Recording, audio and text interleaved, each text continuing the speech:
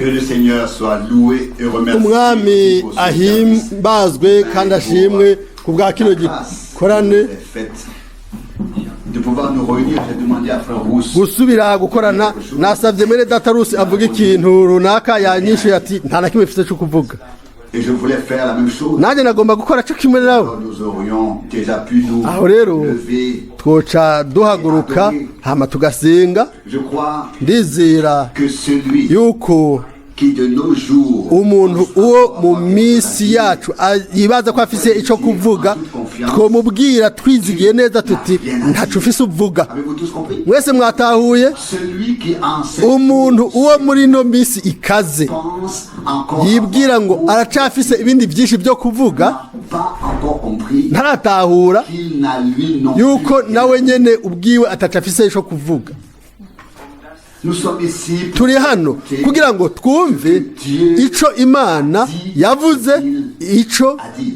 yavuze. C'est aussi la raison pour Nico laquelle gituma nous étudions twiga les prédications ubutumwa bwiza bwa mwene data Branham de ferveur dufise umwete kandi biri ku mutima yuko plongeons que nous twinjiramwo tukareka Imana ikatuvugisha kugira ngo dutahure ibyo ari byo ubu, car ce n'est pas kuko moi ni si jewe nta n'undi muntu n'umwe été désigné par Dieu pour cela, yatumwe n'Imana ku bw'ibyo, ariko mwene data Branham comme Paul autrefois nk'uko Pawulo kera dire à l'église yashobora kubwira ishengero ico muhemu w'Imana à dire. afise avuga. Et donc Rero uku ni gusha appel de ukwibutsa la parole de l'épître aux Corinthiens ijambo ry'Imana ry'ubwiza ryo mu Bikorinto, nk'uko biri ngo ikirimwo ni ibyazanywe na mpemu yera, ni imvugo yahumetswe na mpemu yera, nibyo bizanirwa ubwoko bw'Imana. Abikorinto ba mbere 2:13. Nagomba ko uno muhingamo mba nca bugufi cyane, ndakeneye ukuruhuka akaruhuko kanini, kandi nabyo bigomba kuva hejuru mu ijuru. Hano muri buno butumwa bwiza l'ordre de l'église à la part gahunda y'ishengero, urupapuro rwa 2, mwene data Branham aravuga je ati ne sais pas de ma ntabyo nzi, singomba kwihagira ububasha canke ikintu runaka nk'ivyo, ariko nimurabe quelque chose avec deux têtes. umuntu canke afise imitwe ibiri ntamenye iyo agomba kuja. Imana ntiyigeze igira imitwe ibiri mu ishengero ryayo, ntiyigeze igira ivyo, ntiyigeze. Hama hari umutwe umwe mu runganwe rwose, nta na rimwe hama haba hari umuntu umwe rudende uwo yitwararika, nk'uko tumaze kubibona mu ishengero mu byanditswe byera. Mumbabarire, mu byanditswe nimwafata abagabo babiri uzoba ufise ibyiyumviro bibiri. Birakwiye yuko habaho nta kuka ya nyuma, nta kuka ya nyuma y'iwanje ni ijambo, ni Bibiliya. Ubu rero murabona ibyo ari byo hano muri ino mirongo. Ni gutangura ikoraniro ryaratumwe ko ryarahamagawe ngo ribwigwe ibyo bintu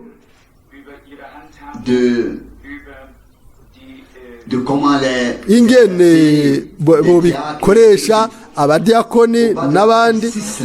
Ku rupapuro rwa 6 munsi turasoma ngo ndizeye yuko igihe cyashitse yuko ishengero ishapere ya Branham rigomba kwiga ingene rikoresha impano Imana yarihaye kugira ngo ishobore gusubira kutuzeza ibindi bihambaye bisumba ibyo tumaze kuronka.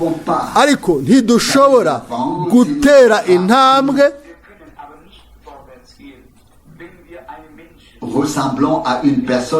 nitwaba dusa n'umuntu uwo akeneye ko iminsi yose umubwira ibintu byose. Mwiyumvire ibyo.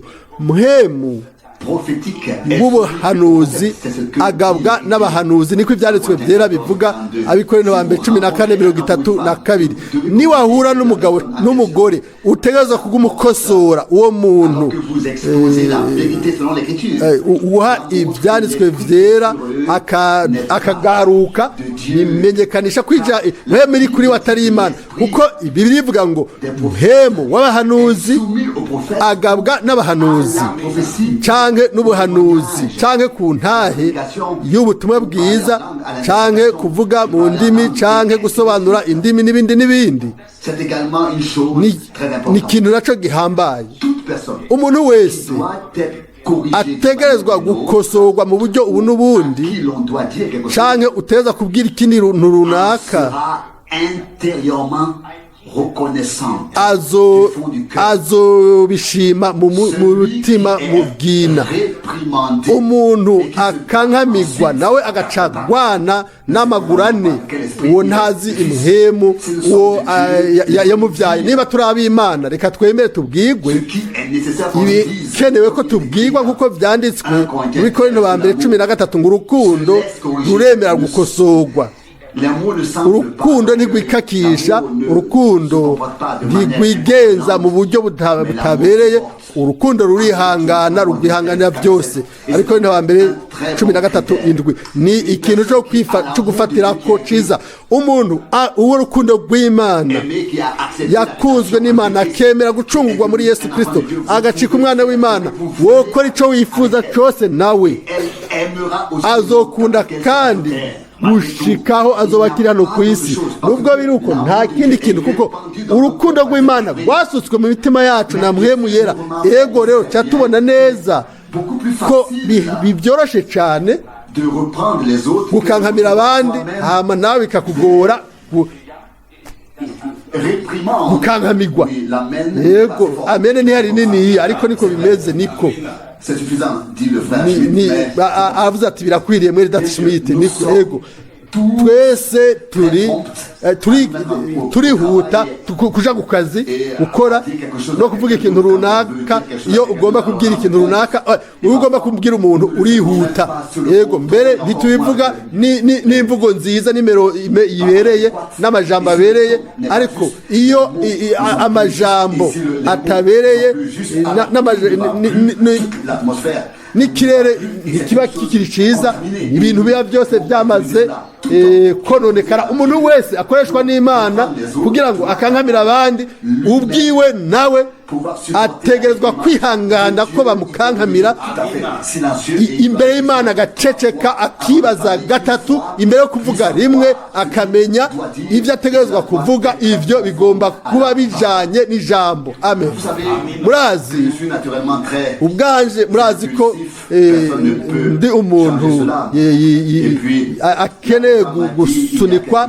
Nta muntu n'umwe yohindura ivyo. Umwavoka yarambariye ati, mwene mugabo Frank, ugomba gufata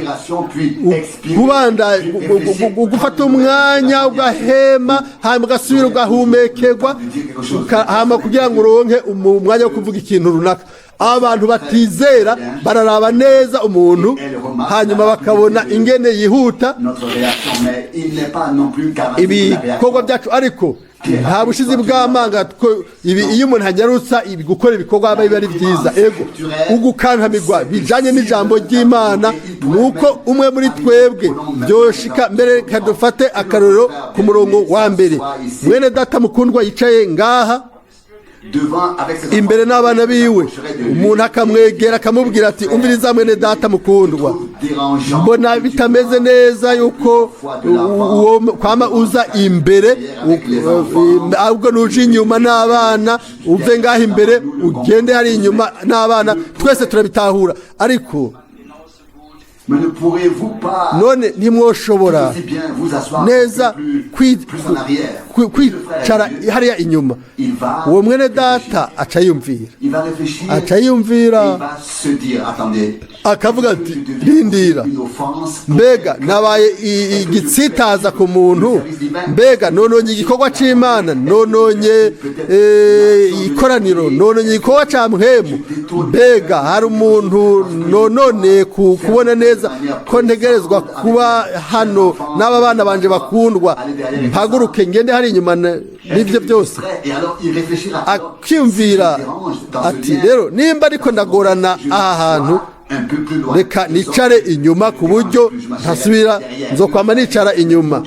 Umugore data akavuga ati oh mana yanje kutambariye ibyo imbere y'igihe kubera ko ubimbariye uno munsi kandi haheze umwanya muremure ndabikora. Twoca duhezagira mwere data tukavuga tuti umviriza ikintu cyiza cyane muhemu w'Imana ari kuri wewe watawe ibintu. Nimba mwene data atanguye kurwana ati nawe warabaye mutoyi nk'aka gakobwa kanje nk'aka kana kanje gato uno munsi nawe ntiwigenjeje neza nk'uko bigenza ubu, aca atangura kurwana ingumu iburyo n'ibubafu akavuga ati byoba bibabaje byoba ari umubabaro byo kuvuga ngo mwene data mukundwa si uko bigenda si uko bakogwa. Nufata akarorero kamwe rero ngo ndabishire kuri twebwe mu buryo bugaragara. Mwene data Branham yavuze hano ngo mutahure ibyo bisobanura iyo umudiyakoni nibyo bigiye gushika ubu ko bene data bemewe nk'abakozi mu gikorwa bategerezwa kugenda kuraba ibiba mu gikorwa c'Imana bakagenzura umutekano nk'abapolisi bagereranywa n'abapolisi bo mu gisirikare mu ikoraniro. Aho harimo ugucunga mbere bibiri mu kibanza bigomba gukogwa. Harahiriwe umuntu wese umugabo wese yagiriwe ubuntu bwo kwemera gukosorwa ngo abwirwe ikintu runaka. Ibyo nabihawe na kamere n'indero nahawe iminsi yose nagumye nibaza ku bintu byose bambwira ngo shobore kubifata shobore kubitahura bukwi na bukwi.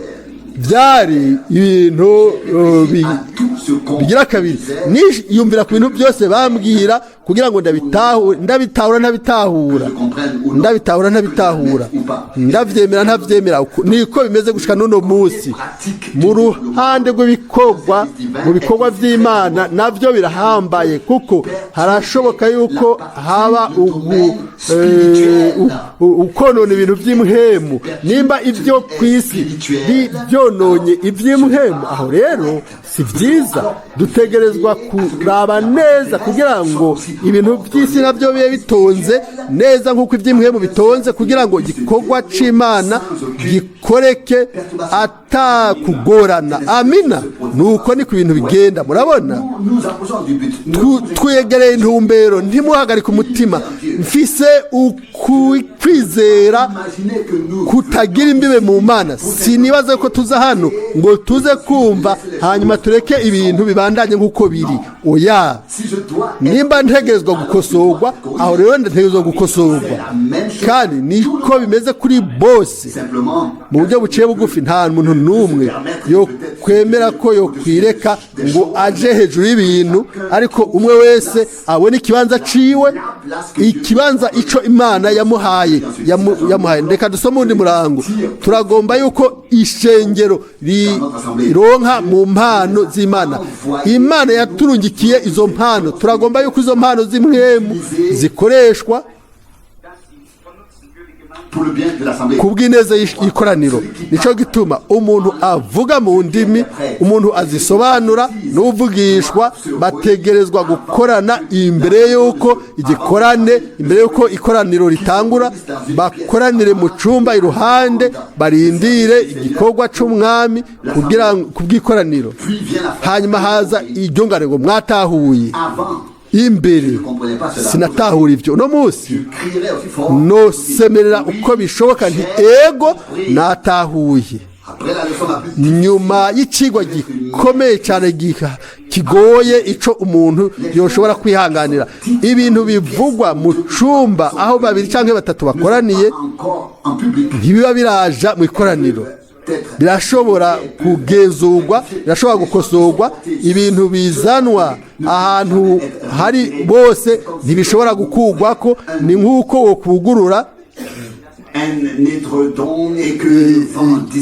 ahantu umuyaga ugaca usanzaza amababa mu mpande zose, nta kiba gisigaye cyo gukiza. Ariko Imana mu buntu bwayo izorobona ishengero iryo urugingo rwose ruzoca bugufi munsi y'ijambo ry'Imana ryose. ninde yavuze amena? ni wowe. Yego, ni vyiza. Yego, amashimwe basi. Yego, basi hariho rimwe iburyo n'ibubafu. ni vyiza, nivyo.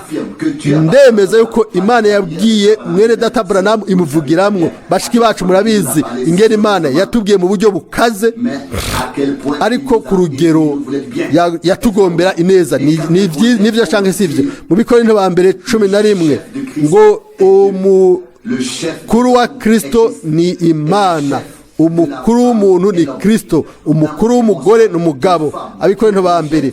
Umugore wese ashibura umugabo we nk'umutwe aba yacitse umutwe, ariko aratembera atagira umutwe. Mwatahuye? Mwabyumvise? Imana, Kristo, umugabo, umugore. Umugore yataye umutwe iyo yahevye yase umugabo wiwe kwamutegeka, kuko umugabo niwe mutwe w'umugore. Umugabo ashize umutwe ku ruhande abasigaranye ibiri munsi y'umutwe. Rero agaca atembera mu barabara atagira umutwe, ntazi ibyo ariko arakora, atembera atagira umutwe. Mwibaza yuko ibyanditswe vyera bigira amajambo y'Imana ubusa? Mwibaza yuko tugomba gutwenga iyo ijambo ry'Imana ritubwira ngo umukuru wa Kristo ni Imana, umukuru w'umugabo ni Kristo, umukuru w'umugore ni umugabo? Mwibaza yuko Imana iha umwe muri twebwe ububasha bwo gusenga kuri ico kintu, havuga ati aha ngibi barasubiye barasubiye kuzana bya bindi? Oya, ijambo ry'Imana ni ijambo ry'Imana, kandi rizoguma ari ijambo ry'Imana ibihe bidashira. Nimba tudashobora guca bugufi ngo twuname uko bimeze, umunsi umwe tuzobibura uburyo canke ubundi. Harashisuye kuvugwa hano kandi ngo iyo abagabo bakoranye, abafise ubwenge ntibazi ubwa mbere, kuko murabona iyo umuntu avuga mu ndimi akazisobanura, ibyo ntivyo kwemerwa bihuye n'ivyanditswe, kiretse vyemejwe n'abantu babiri canke batatu. Ivyabona bibiri canke bitatu canke birenga bitegeza kwemeza yuko vyizera ko ari ijambo ry'umwami. Kuko rimwe na rimwe muri ivyo bikorwa bito bito, nk'uko biri mu bikorwa bindi vyose, murafise mwo impwemu z'ibinyoma. Urabona, zizokwinjiramwo ngaho, kandi sivyo tugomba. Oya, tugomba yuko mu ivyo bikorwa biba vyiteguye ko bivyerekanwa uko bimeze, kuko ntimufise guhagarika umutima. Nimba ari ikintu c'Imana cyerekanywe, ivyo rero bizoba ivy'inkomezi ari ivy'Imana. Amina, niko biri. Nta numwe agomba guhagarika umutima. Namwe bakundwa bene data n'abashiki banje mumaze gukoresha impano, turizera ko Imana by'ukuri izoduha ugusukwa mpemu yera gutumbereye muri bihe bike cyane, maze mpemu agasuka nk'uko bitigeze kubaho na rimwe. Nimba umwe muri mwebwe avuze ahumekewe na mpemu, ivyo avuze ntibe bitumbere, ntibe ari ivyo. Ntimuba mwebwe mugaragara nk'abanyabinyoma. Oya, ariko ikintu cazanywe, ico kintu cazanywe, ariko si uwo mwana w'Imana yacunguwe n'amaraso. Kumbure yavuze ikintu runaka kubwo kwisunika we nyene. Nico gituma mwene data Branham yatanze hano kugabishwa ati abo bafise impano z'ubwenge bazi kugenzura nibagende bajanye n'abakoresha impano. Ndabisubiyemo ivyo birashobora gushikira bose. Mwibaze gato, mwene data Branham wenyene ubwiwe yashoboye kwikosora nk'umuhanuzi. Twari kuraba ubutumwa bwiza bwose bwo yatanze ku ntango nk'ubu butavuguruzwa. Hanyuma murazi iyo nk'umugabo akomeye w'Imana yakurikiye mu bintu by'imhemu, yakira uguhishurirwa kugenda kwinjira ibwina. Turamaze kubivuga hano, turabizi twese. Ikintu cyerekana muri byose gikomeye ni ikimenyetso ca mbere, igihe yavuga mu 60 ati ugendera ku ifarasi y'igimatanije ca mbere ni mpemu yera, niwe yari yagiye kuja kunesha. Igihe ibimatanijwe byahishurwa mu 63 ntiyari mpemu yera, yari antikristo ego ndabinginze mu 60 umuntu w'Imana yavuze ngo mu kimatanije ca mbere ngo ni mpwemu yera ugendera ku ifarasi yera n'ibindi n'ibindi. Inyuma yo kugurura ibimatanijwe indwi avuga ati ni antikristo niwe yatanguye kugendera ngaha. Muyibaze iyo twovuga ubu ngo murindire gato aho rero rindira uri w'ikinyoma kuko warabivuze wavuze ubu rero uvuze iby'ukuri oya ibyo si byo nimutahure rimwe burundu ko umwana w'Imana ni umwana w'Imana azoguma ari umwana w'Imana ibihe bidashira kandi natwe tugakura mu kumenya. Ndavuze ibyo ubu kubwa kino gituma nimba umuntu yatangaje ikintu runaka canke yashize ikintu ku minwa yiwe nk'amahishurirwa kuvuga mu ndimi gusobanura ubuvugishwa cyari cyo cyose nimba kumbure kitari ikintu cy'ukuri ibyo rero ntibyega umuntu ariko ibyavuzwe gusa nibyo tugomba gutandukanya rimwe burundu. Ntidukorana ngo ducire urubanza mwere data cyangwa mushiki wanje yavugishijwe yavuze mu ndimi canke yasobanuye hanyuma ngo tumucire urubanza oya. Rero twebwe tuba dufise mpemu w'umubiri dukorana ngo ducire urubanza ibyavuzwe atari nk'uko twe tubishaka ariko kubwa mpemu yera ku mpano y'ubwenge no guhishurirwa kugira ngo tubone yuko ikintu ari uko kiri. Murazi iyo umwami by'ukuri n'ukuri iyo igihe nari mu biro naravye cije mu idirishya ndaba hariya mu kibuga ijwi namye ndababwira ko ryaza risha iburyo ntigirigeze riza ari intumbere canke ibubafu imisi yose ryaje rikitse mu buryo guhera igihe umwami yambwira mu buryo bwumvikana itariki 2 z'ukwezi kwa 4/32 naravye mu idirisha ijwi ryava mu buryo igihe cyose yabi Marseille yabi Fano ahariho hose igihe cyose iryo jwi ryashika riza hejuru rikitse iburyo. Nico gituma ntigera ngira umusobanuzi yamari mu bafu bwanje imisi yose mu bihugu yego singomba kubasigusobanurira ivyo ariko naye niceye hariya nta kintu kimwe ariko ndiyumvira nkuko mwumva amajambo yanje ubu ngo mushumba wanje sesa mu byanditswe ibyakozwe n'intumwa ibyakozwe n'intumwa mu bare urabe nimba aho baharabaye umugabo n'umugore bashizwe mu gikogwa ndajugumira ndasihinda agashitsi ndasubira ndasoma ndavuga nti mwami sinkeneye gusoma birebire ndazi yuko ivyo itigeze bishika ego. Ubu rero nimba twarose abagabo bene data bari kubwira ati akanya gato rindira ntusuye kurambika kubiganza ntusuye guhezagira ntihagire n'umwe usubira gushiraho banza urabe banza usese ni gute tworaba twobisesa bije imbere y'ikoraniro ryose igihe abantu duhamagara ku gicaniro ninde yosubira kwiyumvira ninde yosubira gukora ikintu bimaze kubwiga ushengero ryose byose biba byamaze kuba umuntu akaba yaciriwe ku rubanza ni guca bugufi kubera tutaravye neza ibyo mwene data Branham yavuze hano ngo abafise impano babanze bakorane hanyuma nimba Imana ifise ico kubahishurira kibahishurire. Abafise impano zo gusesa z'ubwenge z'ubumenyi nibicare bagende bapfukame bagume mu nyonga h'Imana nimba ikintu gishitse bashobore gusesa nimba ico kintu ari ca Bibiliya cyangwa atari ca Bibiliya. Bakundwa turagomba twese kugira ibikorane vy'Imana aho Imana yihishura nimba bitanguye imbere y'igikorane c'Imana umwami ashobore gukoresha abo agomba gukoresha maze ivyo bice biza mu gikorane c'Imana bibe mu gikorwa c'Imana imigisha yuzuye y'Imana ize. Ibyo ni byiza gusumba nimba twobona inzira zacu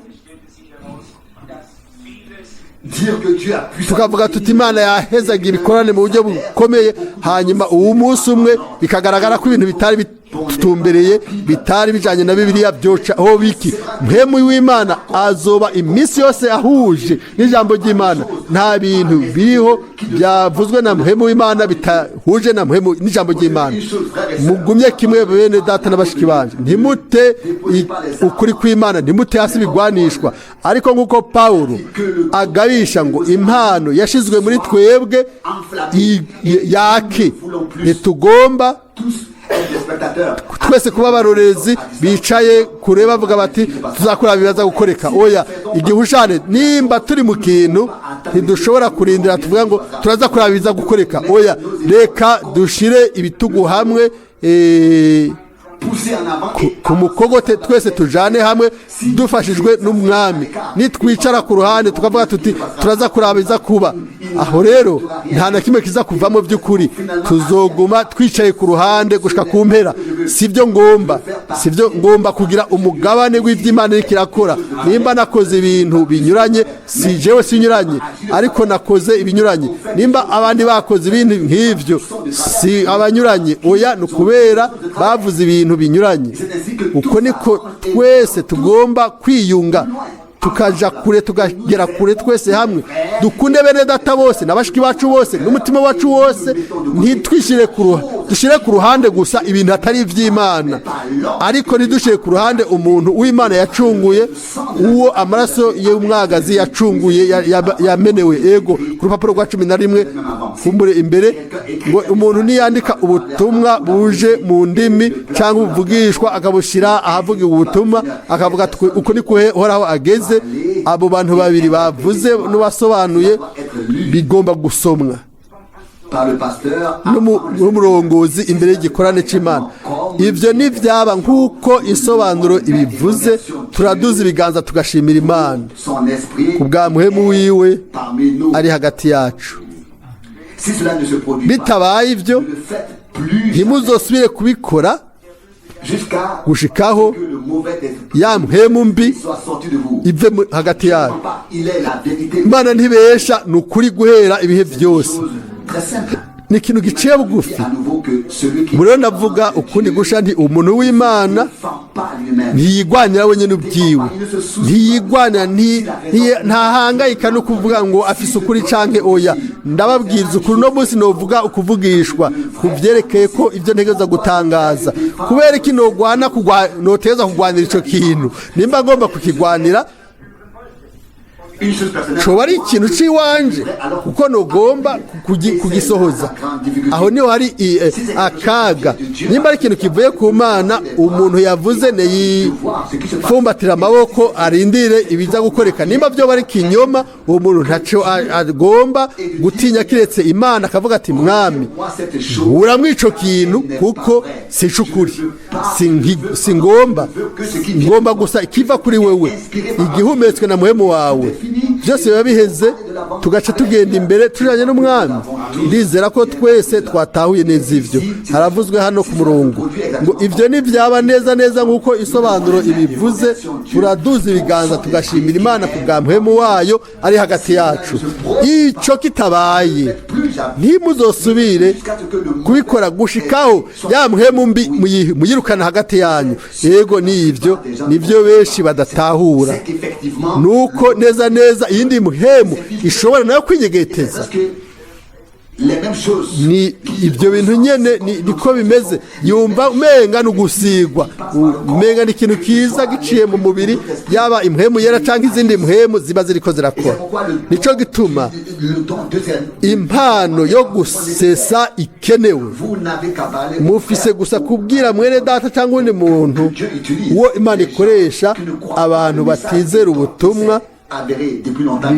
Byagaragaye kuva kera ko batatumwe n'Imana, mbere bafise bya byumviro nyene, bumva bya bindi nyene, inyuma uja imbere, byose nico kimwe. Ariko icakamaro nuko ari muhemu w'ukuri, imisi yose bizoba bihuye n'ijambo ry'Imana. Umuntu azokwemera imisi yose gukosorwa, azovuga ati murakoze n'umutima wose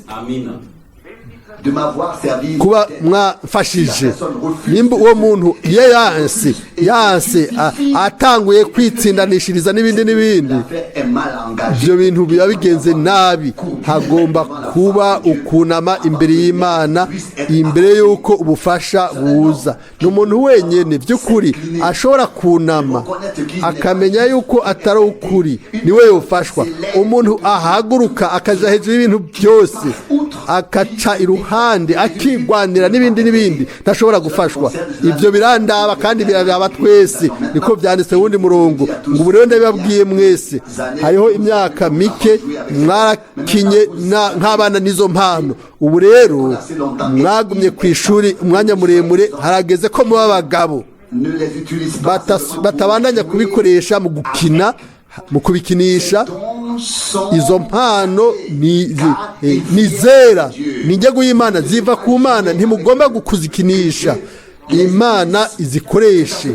Ni kubw'ibyo hagomba gushika igikorwa cyanyu, niko ishengero rya Branham rigomba gushigwa mu gikorwa. Ibyo nimba byagomba gutekeranwa mu kanya cyangwa mu kandi, ino bande y'ubutumwa bwiza bwumvikana izobe icabona ko ari uko bigomba gukorwa hano, ko ibintu bigomba gukorwa gutyo hano. Ntitwashoboye gukora ibintu, twabikoze nk'abana. Ubu rero reka tube abantu bakuze. Igihe cyashitse aho tugomba kwemera tukabwirwa ikintu runaka, tukemera inyigisho, tugaca bugufi munsi y'ikiganza c'ububasha c'Imana. Ndizera kugarurirwa ibintu byose. Ndizera yuko Imana izosuka imvura ya nyuma. Mwene data Kufere yanyibukije ko ubutumwa bwiza bw'Ibebringen bugomba gushikirizwa bose. Byari ijambo ry'umwami, ijambo ryiza cyane ry'Imana yacu. Ndizera n'umutima wose yuko Imana yatanze isezerano kandi ko izorisohoza. Ariko imbere y'uko risoza, abantu bagomba kuba barakiriye inyigisho. Habaye iki? Ubwa mbere habayeho inyigisho, hanyuma imvura yo mu gitondo, inyigisho, hanyuma imvura yo mu nyuma ya nyuma. None imvura nyinshi imaze iki iyo umurima utarabamo imbuto? Iyo imvura ije igwa ku biri mu murima, ntidushobora kandi kuba dukeneye, tugomba kurima ukundi gusha. Turi mu murima, hama tubibe ijambo ritavanze, ridatsindwa ry'Imana ryahishuwe, hanyuma twinginga Imana imanura imvura, kandi iyo mvura izoza. Jewe sishize ibyizigiro byanje muri jewe, nobikora ko barakaga noca nigira. Ibyizigiro byanje no kwizigira hamwe namwe mwese nabo bose batari hano no munsi mu Mana nzima, ni mu Mana ya Aburahamu, Isaka na Yakobo. Yavuze, atavuze rimwe ariko yavuze kenshi. Yatanze uburongozi, mu kuburongozi bwa muhemu wayo yakoze ibintu byose. Ikindi kije kinjemo igihe nari nicaye iwanje ni barabara isaha 10, ijwi ryavuze ijambo ngo reka urugendo rwawe rwo mu Buhindi. Nabibabwiye hano, n'umuntu ategerezwa gukora ico yemeje. Ntabikoze mba ndi umuntu mubi. Ndagerageza ko amajambo natanze ndayubahiriza. Ibyo rero bica biza binyuranye. Kumbure kamere kanje ko aho mva niko bimeze. Igihe ijwi ryumvikana ngo heba urugendo rwawe rwo mu Buhindi, narasimbye, sinavuze ijambo, naricaye mu muduga, ndasohoka, ndasenga, ndavuga nti Mwami, amakoraniro bamaze kuyategura, bamaze kubitangaza mu binyamakuru, hari yinga imbere ikintu nk'iki. Ndiheba, ndavuga nti Mwami, nimba bishoboka, Imana by'ukuri yagize ubuntu. Ndavuga nti nimba bishoboka, ngumiza ikiganza cyawe kuri jewe, undeke nkora urwo rugendo. Hari isaa 5:15 ijwi riza rikomeye ngo urugendo rwawe mu Buhindi rireke. Nshafata itelefone, ndungikira bene data batandukanye ubutumwa. Mwarabisomye. Igihe kiyagihe, igihe indege yacisha ku kibuga cy'i Bombay, harimo abantu 95, nari namaze kubikisha itike y'indege ibyo barabimbariye mu gitondo mu makuru niho nabimenye isaha 2 ku munsi nategerezwa kugenda nje hariya ndashobora kubabwira nti byaciye bisubira kunyengetera mu misokoro noshobora kuvuga kimwe inyuma y'ikindi aho umwami yambwiye ubuntu bwiwe n'ubwizigirwa bwiwe nta kintu na kimwe kiriho kitigeze kigenda nk'uko yakivuze cyo gituma nzi yuko ari ryajwe nyene ko ari wa mwami nyene yavuga ubu rero ndaba ivugwa hano ku badiyakoni ndiko ndagerageza kumpera kuko umwanya usa n'uwaheze haravugwa hano mwene data Branham ku biyerekeye gahunda mu ishengero ngo twagerageje gukora nk'uko byabaye igihe twegurira urushengero rusha Imana gutyo rero bamwe bararakaye bava mu ikoraniro baragenda abandi ntibagomba kumva ibyo tubabwira cyane cyane abana kumbure nicyo gituma ngeze ngaha rero twabwiye abavyeyi ku bana babo ariko ntibagaba ku bana babo mbe twumvise nabi canke turiko dukora ibintu mu buryo butari bwo hanyuma inyuma umuntu amaze kudushimira avuga ati ego ugize neza ubu rero mve inyishu nimwemere nishure muri gahunda ku byerekeye gahunda y'ishengero twakoze mu buryo dutahura amategeko twahawe mu gihe twegura Imana uruno rushengero rushasha nivyo ni ukuri murazi ibi bije bivuye ku badiyakoni kuko ni igikorwa c'abadiyakoni kubw'ivyo abantu bararakaye barabarakariye naje ubwanje n'abandi benshi niko babigenza hariho ikintu kitameze neza mu muntu akora ivyo ntibaba batunganiye Imana kuko muhemu wa Kristo ari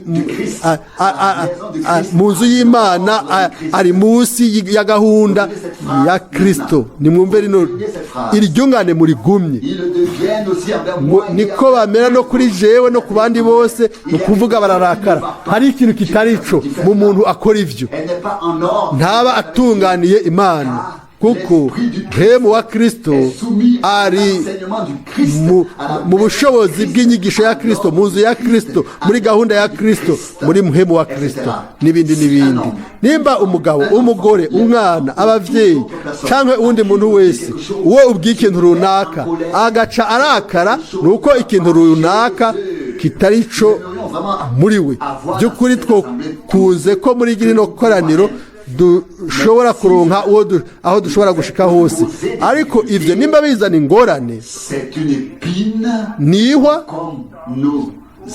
nk'uko dukunze kubivuga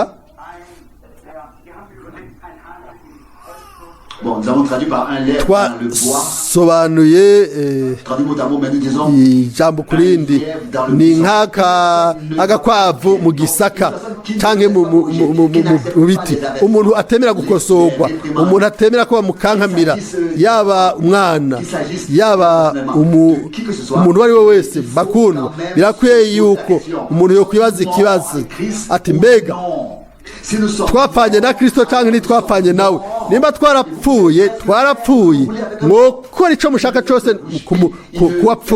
kukiziga ntikinyiganyiga oya ntikinyiganyiga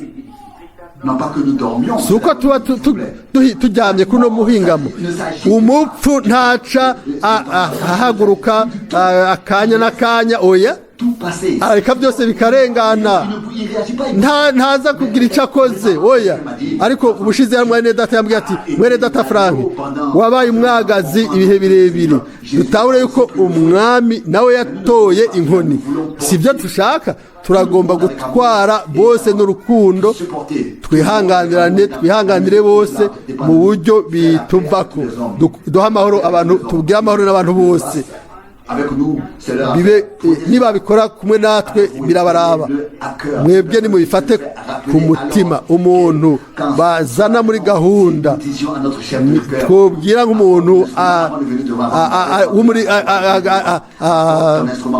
ajejwe abaririmbyi akavuga ati banza ugenzura ibikoresho byawe imbere yo kuza yodushimira avuga ati ibi je sine bwavyimvire kukerugira umuntu wobwira wari ikintu cyaco cyose nobwira iki mwene data Schneider yoshima yonezerwa mu maso hiwe uwo ari we wese twogabisha wese umwe wese yoshimira Imana siko bimeze nimba bitameze uko ntidushaka ko badufasha mwabitahuye tudafise gushima ibyo twabwiwe ngo badufashe ntitugomba gufashwa ndibaza kubera ko none tuza hano kugira ngo turonke ukwinezereza byo mu gikristo byo wari ukwinezereza kwa kaga mwoshobora kutare mwigira ahandi mu muhari wari wese w'abakarismatike hariho ibintu byo kunezerwa bisumba iburyo n'ibubafu mugabo ntibiduga mu ijuru ariko twe dushaka ikintu kivuye hejuru mu ijuru kituduza mu ijuru atari kidukura iburyo n'ibumoso ngo kitujaneyo nimba umuntu yobwira ikintu ngo mwene data Frank iki niki nimba wosobanura nimba wo kwandika ivyete ibyo bikaba iki niki no gushimira no shimira umwe wese mu mutima wanje ikintu cyose yombwira cyo kungabisha kandi tuvugana ukuri bamwe n'abandi muzobona icyo Imana ikora nta muntu n'umwe avuga uwundi umwe wese abwira uwo agomba kubwira ikintu runaka kandi byose bikibagirwa burundu nta n'umwe agumana inzigo byose bigomba kumera nk'uko Imana bigomba ngo mwene data Branham umudiakoni agomba kugeza he mu kuzana gahunda tugomba kurindira mwene data Neville ko atubwira icyo tugomba gukora oya si igikorwa cya mwene data Neville ni igikorwa cyanyu kandi ntimubibwira mwene data Neville ingene agomba kuvuga ubutumwa ni igikorwa cyanyu hano mubiraba mwebwe abadiyakoni ni mwebwe bo kubikora ni mwebwe bo kubyitwararika mwene data Neville nta capana n'ivyo nico ni igikorwa cyanyu umupolisi mwibarabara yobona umuntu ariko ariba ibintu by'abandi mu muduga akacavuga ati mbega mpamagare umukuru w'igisagara ndamubwiye nti munyakubahwa mukuru w'igisagara nkorera wewe hano ku polisi mu ijoro riheze nabonye umugabo yari kariba ibintu amapine y'imodoka n'ibindi hanyuma agaca baza ati none ndafise uruhusha gukora ikintu runaka oya ni itegeko ryiwe guhera ku ntango iryo tegeko agomba kurikora ntagomba kubibaza umwanya muremure ndagomba kuvuga ko mwene data Branham yari umukozi w'Imana azi ubwenge w'impemu mu buryo bw'impemu yaraciye ubwenge cyane yarafise impano y'Imana ngo atange akarorero mu buryo bifadika kandi ni nk'inyundo ikubita ngaho turabona twese tutizeye filozofiya niko bimeze mu bintu by'impemu aho atwara ibintu atanumwe yigeze abitwara umuntu atigeze azana yari umuntu yatumwe n'Imana ntihigeze habaho imbere n'inyuma umuntu nkawe uwundi murongo umuntu niyakora ikintu mu ikoraniro nimuze muvugane nawe ntimube abashiruka isoni bene data we mwarose icyo gikorwa ibi ni mwe mubibwiwe rero ntimwibaze yuko mu gihe kimwe muzoba mwemewe nk'abadiyakoni mu ikoraniro ngo muzoca mwitembera n'igikiriza hejuru mugomba kuvuga mu mvugo mugomba yose oya bibe kure ni gihushane aho niho mugomba kuvuga n'ubugwaneza no guca bugufi mukabwira umuntu wese nk'uko umuntu aboroga mu ishamba niko n'ijwi rigaruka mu nyuma haca haza ijwi riza rivuye mu gisaka ni impanuro ikomeye ntimube abashira isoni ngo muvuge mutahure ni nk'umwana iyo umwana umubwiye uti genda hajya agaca yigenza nabi mudiyakoni fata ikibanza cawe muri bane wese bane natwe tuzotora bane Imana idufashije nagomba yuko bene data abashizweho bagomba gukora ico gikorwa babe inyegu ni gikorwa nta mashimwe ndagomba ko mwumva ko mwidegemvya kugira ngo nze kubivuga hama bikogwe haranditswe hano kandi umurongo ngo mugabe nimba umuntu yinjiye adafise intumbero yo gukora neza, mube mugavye, mugene ku kazi kanyu, muhagume, ni igikorwa canyu. Murabi twe dufise bene data bakundwa, dufise hano abatama b'ishengero, turafise abajejwe imitungo, bose baricaye mu kibanza cabo. Nivyo mu gihe abadiyakoni babacagura, ntibaguma bicaye hagati mu ikoraniro, bicara inyuma hariya ku muryango umwe iburyo uwundi ibumoso, bakaraba ibikorekera hariya. Bafise igikorwa cyo kuguma bakanuye baraba ingene ibintu by'inyuma mu gikorwa c'Imana biriko biragenda, mu gihe abandi bose bashobora kwicara bakemera bagahezagirwa mu gihe muri ko mukora igikorwa canyu. Ndabandanya, umudiyakoni aracunga inzu y'Imana. Nimba umuntu yinjiye, mumuramutse, mumuhe ikiganza. Ni mwebwe muri abapolisi, mumubaze muti mbega twoshobora kukwereka aho ushobora gushira impuzu, aho ugomba kwicara, turaguha igitabo c'indirimbo, twifuza yuko unezerwa hano, mubashire mu kibanza cabo, mubabaze nimba bagomba kwicara imbere canke inyuma, nk'uko bimeze mu kwakira abashitsi. Gushika ubu ndiko ndasoma gusa, ninde muri mwebwe bene data abishoboye atishize ko inkofero ngo yakire umuntu mu buryo bwiza, amubwira ati niwumve umerewe neza hagati yacu? Mbega n'umuntu wavuye w'umushitsi uti karibu, ndabafashe. Ninde muri mwebwe bene data?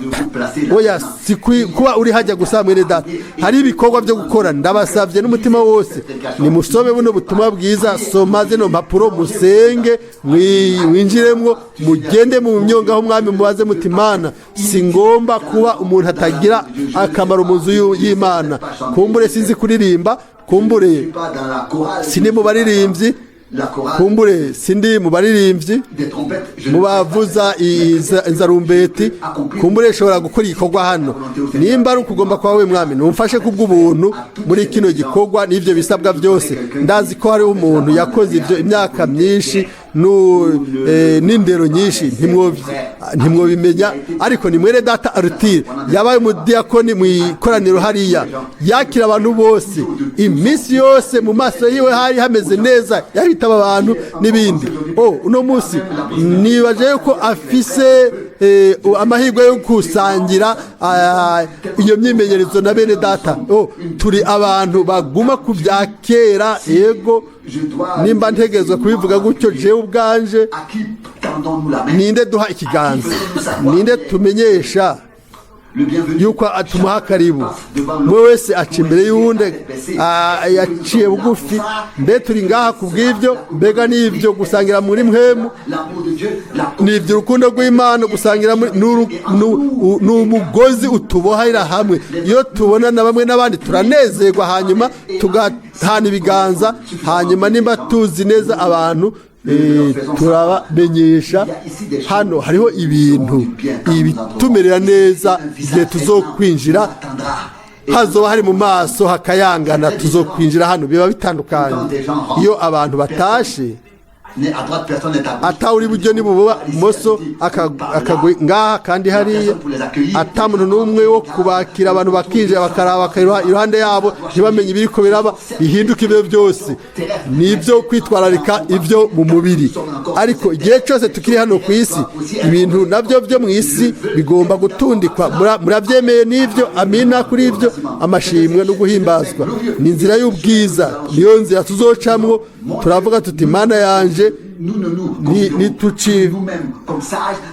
fata nk'abanyabwenge, twemera ubwenge bwawe bw'impanuro mu gutinya, tukavuga tuti mwami gusa, mwami ntuze uronke uburenganzira bwawe. Reka heraheza dusubire mu Bikorino ba mbere 3 ngo niwe yadufashije kuba abakozi bo mu isezerano rishasha, atari iry'indome ariko irya muhemu, kuko inyuguti zicisha, ariko muhemu atanga ubugingo. Nimba ubukozi bwatanga ubupfu, bwatanga ugukarangana ku buryo abisirayeli batashobora guhanga ubu mu maso ha Mose kubw'ubwiza bwakayangana mu maso hiwe maze bukavaho. Ni gute none ubukozi bwa mpwemu buzogira ubwiza busumba? Bakundwa, turagomba ko muri kino kibanza Imana ironka uburenganzira bwayo kubw'ubuntu. Nta muntu n'umwe hano hantu uno munsi adatahura ibyo ari byo. Si bijanye no kuba mu kibanza cyangwa ufite ikibanza ugomba icyicaro, oya, nukore ugakoreshwa n'Imana aho ibintu bishoboka mu gikorwa umuntu aba ashoboye n'ububasha bwose. Uko rero niko twese tuzogira umugabane mu bwami bw'Imana. Umwe ntazoba muto, uwundi ngo abe munini, twese tuzoba tungana kuwa mbere gushika kuwa nyuma. Nihahimbazwa ashike hejuru umwami. Mbega si ikirere ciza imbere y'Imana? Ndateza kuvuga yuko niyumva neza, nkavuga nti ego kuri abo bose abo twazaniwe. Ni gahunda y'Imana ku bw'ishengero, nivyo tugomba gukora hano muri kino kibanza. Imana izobidufasha twese, bandanye kuhezagira abatama b'ishengero guhera ubu, ahezagire bene data bakoze igikorwa cumu kubika umutungo, ahezagire bene data tuzohamagara ngo basohoke kubw'ubufasha bw'Imana, bazoshobora gukora ico gikorwa bitaratonekwa hano gushika ubu. Aho rero tuzokumva twese tumerewe neza, ibizova inyuma jewe twese tuzonezerwa, twese ko bene data bagira igikorwa cyo gusohoza, natwe tukaba abazokibonamwo umugisha mu mwuzuzo wose, amashimwe n'ubwiza no guhimbazwa no gusengwa ni iby'Imana yacu n'umutima wacu wose. Amen, amen. Turahaguruka dusenge. Kumbure mwene data rose urashobora gusenga. Mana yizigiwe, turagushimiye kubwo ano majambo anyiganyiza y'inyigisho yo kugabisha, yo guhanura, yo gukankamira. Mwami, ufise intumbero nziza gusa kuri twebwe, ugomba kudufasha muri byose. Ubimfasha, ubishoboza, uduhe umutima uciye bugufi Mwami, kandi mpemu iciye bugufi o Mana, kugira ngo dushobore kwakira ijambo ryawe mu buryo bugororotse, ndaryakire, ndaryitondere.